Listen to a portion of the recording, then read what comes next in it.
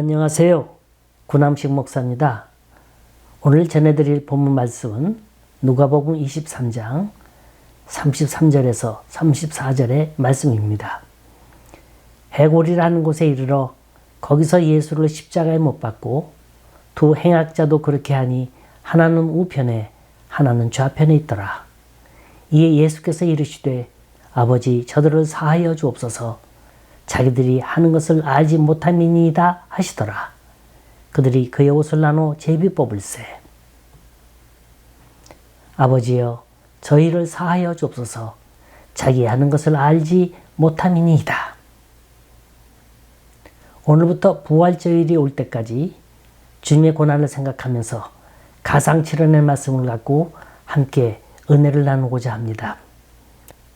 성서 기자는 말하기를 주님께서 십자가에 못 박히셔서 운명하시기 전까지 그 시간을 약 6시간으로 잡습니다. 이 6시간 가운데는 주님께서 인류가 만들어낸 가장 간단하면서도 가장 위험 있고 가장 능력 있고 가장 호소력 있고 가장 인간적인 말 7마디를 남겨놓으셨어요. 우리는 이걸 십자가상에서 하신 7마디 말씀이라 해서 가상 7언이라 하고 영어로는 Seven Last Words라 합니다. 서기 33년 하순 금요일 일기화창한 어느 봄날입니다. 예루살렘 성 밖으로 세 사람의 십자가 죽음 행렬이 엄숙히 진행되고 있었어요. 그 목적지는 히브리어로 골고다요.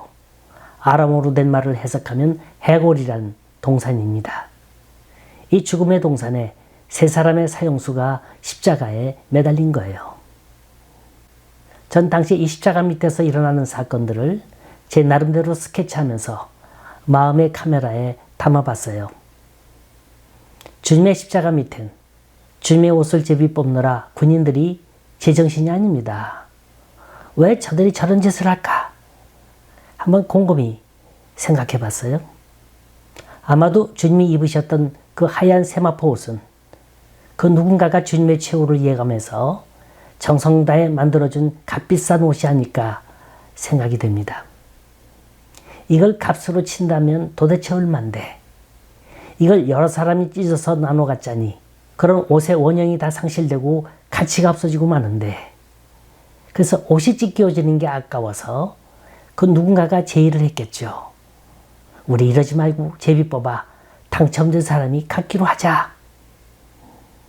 십자가 밑엔 탐욕으로 시뻘겋게 달궈진 로마 군병들의 목소리로 왁자지껄합니다. 사람들은 십자가에 달리신 주님을 조롱하기 시작했어요. 마치 똑똑하고 잘난 사람이 잘못되어 핀잔받을 땐 왠지 속이 시원한 걸 느끼는 못된 심보가 있잖아요. 이들은 주님을 비웃으면서 쾌감을 느끼기 시작합니다. 당신도 별 수 없이 우리와 똑같은 인간이요. 아 글쎄 남을 구원한다는 사람이 왜 자기는 구원치 못하느냐? 네가 정말로 하나님이 택하신 자이거든 어서 그 십자가에 내려오라. 이때 십자가상에서 외치셨던 주님의 첫마디, 아버지여 저희를 사하여 주옵소서. 자기 하는 것을 알지 못함이니이다. 이 말씀은 용서의 복음인 거예요. 이번엔 카메라의 앵글을 세 개의 십자가에 맞추고 왼쪽에서부터 세 사람 얼굴 각자 비춰나가다가 오른쪽 강도에게 멈춥니다. 이 사람 역시 죽어가면서 깨닫지 못하고 있어요. 네가 그리스도가 아니냐? 너와 우리를 구원하라. 마냥 주님을 조롱하고 있습니다. 사람은 모름지기 마지막 갈무리를 잘해야 되는 거예요. 이 사람은 주님이 그리스도라는 걸 이미 알고 있었던 것 같아요. 그럼 끝까지 그 믿음을 밀고 나갔어야죠. 이 사람은 자기의 고통을 이기지 못해 끝내는 주님을 부인하고 조롱하는데 그 아까운 시간을 놓치고 맙니다. 그런 끝까지 자기 죄를 짊어지고 마지막까지 몸부림치다가 죽어갔습니다. 이 사람은 그리스도를 거부하고 끝까지 자기 고집대로 살다가 영원한 멸망에 떨어지는 사람들의 그림자인 거예요. 내 죄의 짐은 내가 지고 가겠다. 너희들은 상관치 말라. 이런 어리석은 인생이 어디 있습니까? 여러분, 인생은 만용으로 사는 거 아니에요. 쓸데있는 아집과 고집으로 사는 게 아닙니다. 대부분 사람은 죽을 때가 되면 선해진다는데 이 사람은 왜 이렇게 내려놓질 못하는 겁니까? 이번엔 카메라가 예수님 왼편 강도에게 옮겨집니다. 오른편 강도의 폭언을 듣고 있던 이 강도는 그 사람을 꾸짖으며 이렇게 말합니다. 내가 동일한 정죄를 받고서도 하나님을 두려워 아니하느냐? 우리는 우리 행한 일에 상당한 보응을 받는 거니 이에 당연하거니와 이 사람이 행한 건 옳지 않은 게 없느니라. 예수님, 당신 나라에 임하실 때 나를 생각하소서. 이 강도는 어떻게 주님을 그 어려운 순간에 알아볼 수 있었을까요? 어떻게 자기와 같이 죽어가는 사람에게 자기의 영혼을 부탁할 수 있었을까요? 이건 기적입니다. 기적 중에 기적인 거예요. 그 강도의 눈엔 주님이 새롭게 보인 겁니다. 그는 확실히 선택받은 사람이었어요. 주님에겐 이젠 남아있는 시간이 별로 없습니다. 사실 말 한마디 한마디 내뱉는 게 고통일 거예요. 주님은 지금 인류의 죄를 대신해서 죽음의 길을 가는 마지막 순간이에요. 그때 한 사람의 불쌍한 영혼까지도 그냥 지나치실 수 없었습니다. 당신이 하늘나라에 가시거든 나를 기억해달라는 그 말. 이 말이 어쩌면 그렇게 흡족하셨는지 너는 오늘 나와 함께 낙원에 가 있으리라. 그 십자가상의 7마디 중 한마디를 이 한 사람을 위해서 사용하셨다는 겁니다. 여러분, 이게 바로 인류를 향한 용서의 복음이에요. 이건 단순히 한 강도의 요청이 아닙니다. 누구든지 자신의 죄를 회개하고 주님을 나의 구세주라고 믿는 사람에겐 이런 엄청난 하늘의 축복이 주어진다는 복음의 보편성을 제시하고 있는 겁니다. 우리는 이 시간 죄의 용서의 개념을 확실히 짚고 나가야 할 필요가 있습니다.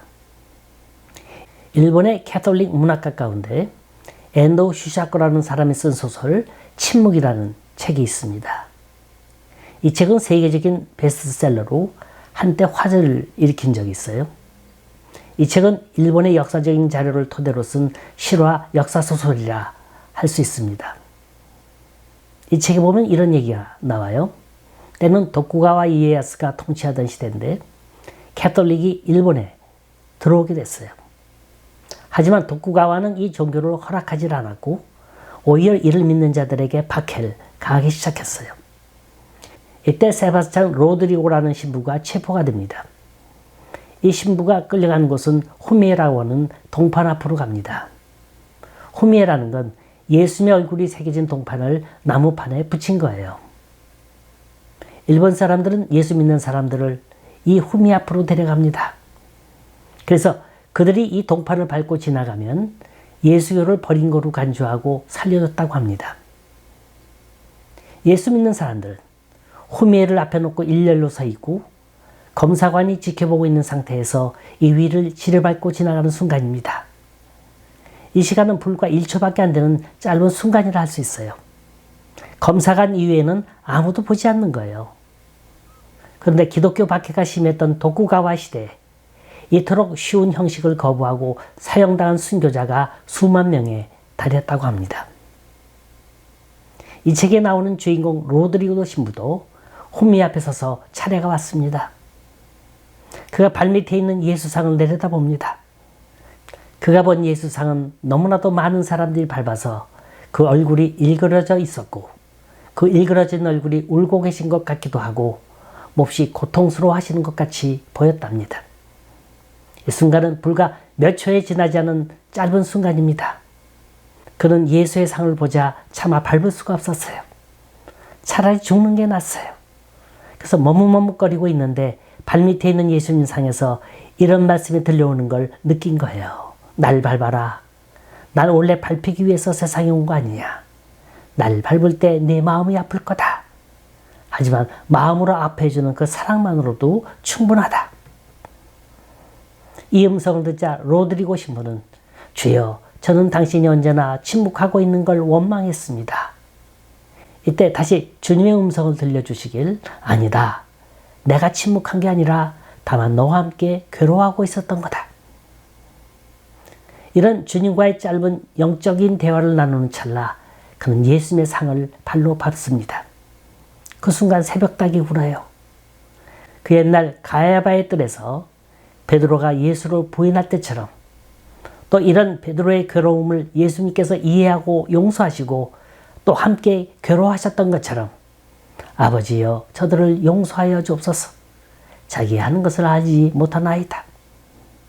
십자가 위에서 피를 흘리며 우리를 내려다보시는 주님의 눈동자는 용서의 눈동자입니다. 우리의 모든 걸 다 하시고 그 죄를 대신 구하시는 용서가 있기에 우리에게 소망이 생기고 우리가 구원받을 수 있게 되는 겁니다. 저는 오늘 본문 말씀을 33절과 34절 두 절을 읽어드렸습니다. 33절은 주님이 십자가상에서 하신 말씀은 아니에요. 하지만 이 구절을 구태여 읽어드린 이유는 33절을 처음 시작하는 이에라는 단어를 설명하기 위해서입니다. 이에 예수께서 이르시되 주님이 서 계신 십자가 좌우편엔 두 사람의 행악자가 있었어요. 이 사람이 강도건 살인범이건 그게 중요한 게 아닙니다. 주님이 이들과 함께 흉악범의 대열에 껴서 함께 처형을 당하셔야만 했다는 게 중요한 겁니다. 여기 이해라는 말은 인간의 사악함이 절정에 이르는 순간에 이해, 바로 그때 주님이 하셨던 첫 마디가 뭡니까? 아버지여 저희를 사하여 주옵소서. Father, forgive them. 왜 주님이 이런 기도를 드리셨을까요? 주님께서는 결코 어떤 경우에 있어서도 아버지께 이런 요청을 하신 적이 없었어요. 무슨 말이냐? 주님은 다른 사람들의 죄를 용서해 주기 위해서 아버지께 빈 적이 없었다는 거예요. 주님께서는 여태까지 자신이 친히 용서해 주셨어요. 소자야 안심하라 내 죄사함을 받았느니라. 여인아 일어나라 내 죄사함을 받았느니라.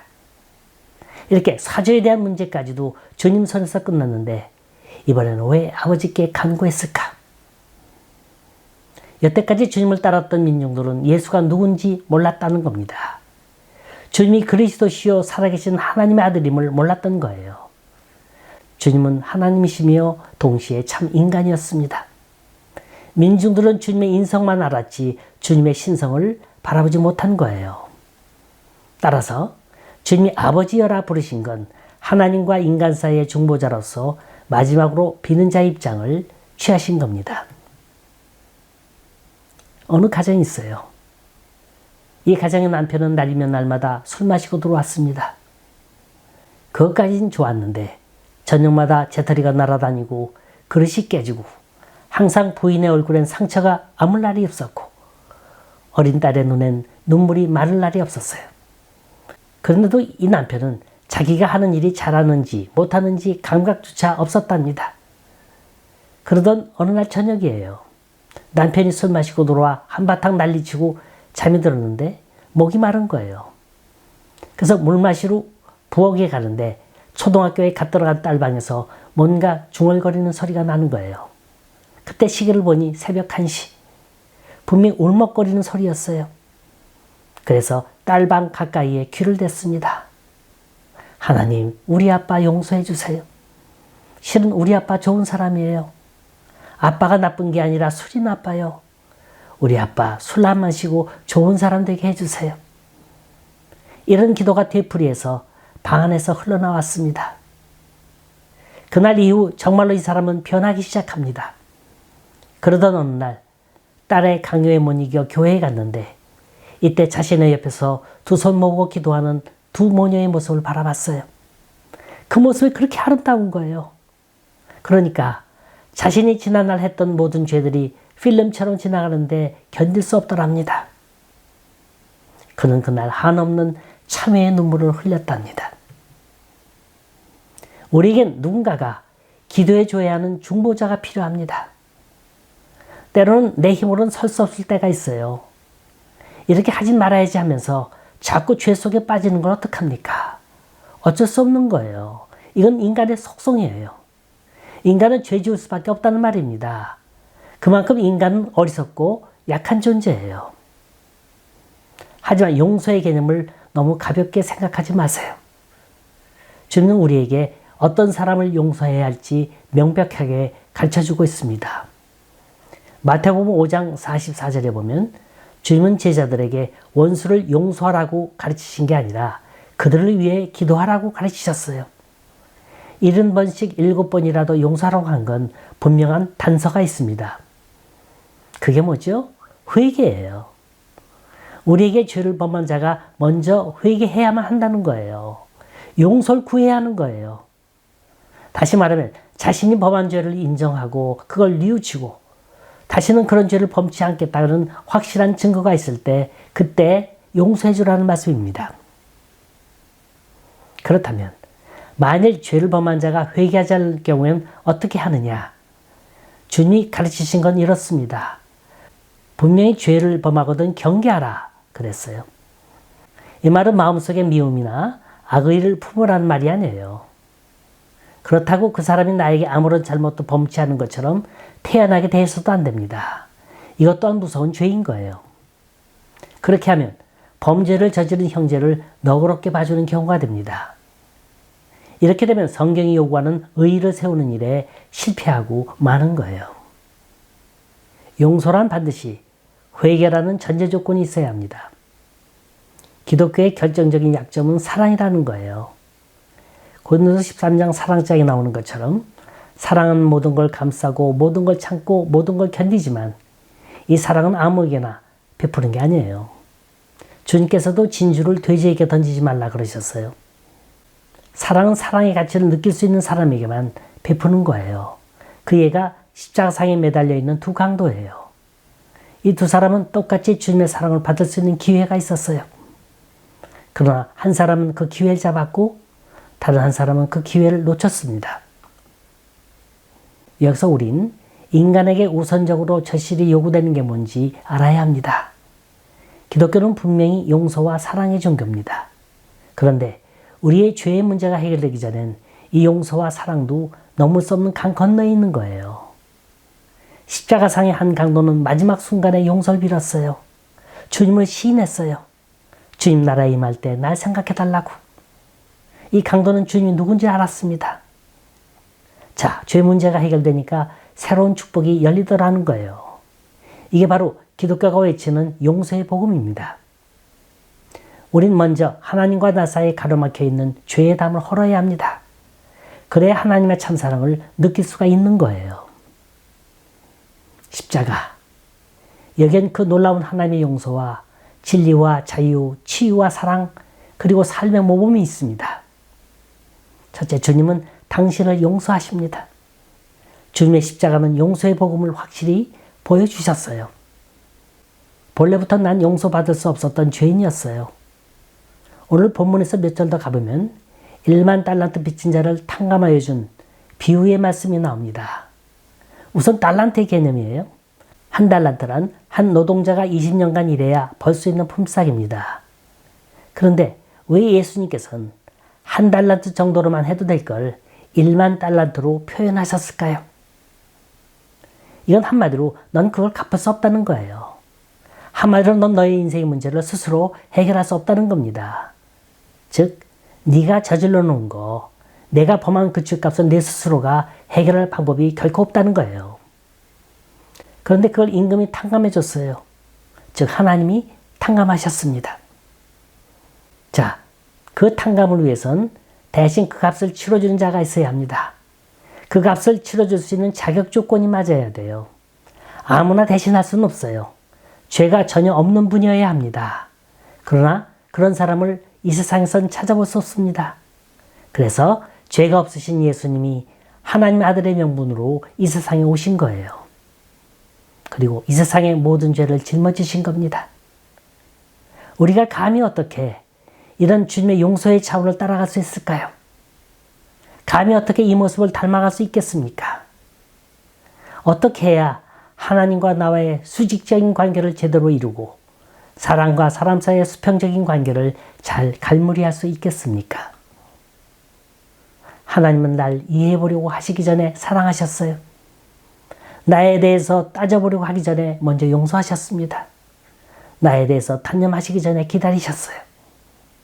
세상 모든 사람들이 날 거부한다고 해도 예수님은 날 받아들이실 만반의 준비를 하고 계셨어요. 주님이 오라고 하실 때 오기만 하면 되는 겁니다. 두 번째로 자신을 용서하세요. 이젠 자기를 용서해야 합니다. 자기를 받아들이지 못한 사람은 다른 사람 또한 받아들이지 못하는 거예요. 그럼 인간관계에 실패하는 사람이 되고 맙니다. 두 친구가 사막을 걷고 있었어요. 한참을 걸은 후 그들은 어느 지점에 이르러 말다툼을 하게 됐고 한 친구가 다른 친구의 뺨을 때렸습니다. 뺨을 맞은 친구는 매우 아팠지만 아무 말 없이 모래 위에 다음과 같은 말을 썼습니다. 오늘 나의 가장 친한 친구가 내 뺨을 때렸다.